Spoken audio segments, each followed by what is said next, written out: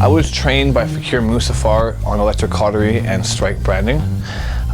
Strike branding is pretty much what it sounds like. It's the art of taking metal, turning it into designs, and branding it into the skin. Common misconceptions with branding, or when it's done properly at least, is that you design whatever, let's say the logo, to be one giant piece, heat it up, and just stick it in the person's skin. But because of how the human body is concaved and you're trying to keep an even heat, when we make strike branding, what we do is we make the bends and all the design with half-inch increments at the most. That way, every little piece is laced out and it's all branded individual, almost like a puzzle to bring the image together.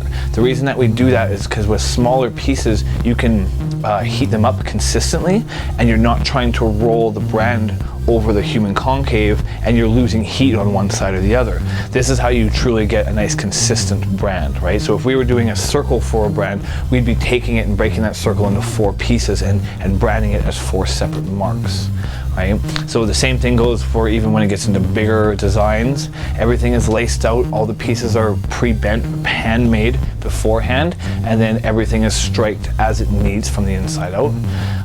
Electric cautery branding is it's pretty much a machine with a power source and has an element on the end. The machine that I use myself was actually designed for hospital use, and I bought it through a company that designs them without a heat switch on them.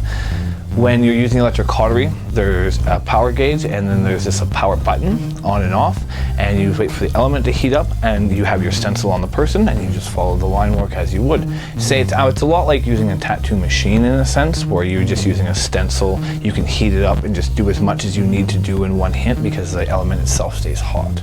Right? And then solar branding was pretty much like I said before. It's a globe that focuses the sun's energy into a concentrated beam and just burns the skin. What it actually does is when you do the first pass, it boils all the water inside the skin and shears the nerve endings, and then you do a second pass over that mark to get your depth to make the scar. Pretty much the same with any open wound, even a tattoo, right? Like you do have the risk of infection, but with just practicing good hygiene and following your aftercare procedures, that's very, very minimal of a risk. The only difference really between scarification or branding or tattooing is the fact that with a scar, you want it to scar. So a lot of people, excuse me, a lot of people will pick their scars constantly just to make sure that the scar is actually a permanent structure in their body. The only thing we really tell clients is if you're going to pick at your scabs and to make everything scarred, to make sure you pick everything off evenly so one side doesn't scar heavier than the other. There is some residual heat damage with branding.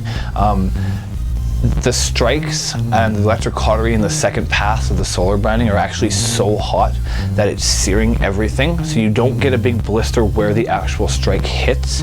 What you get is you get small lined blisters around the edges just from residual heat damage that can't be controlled.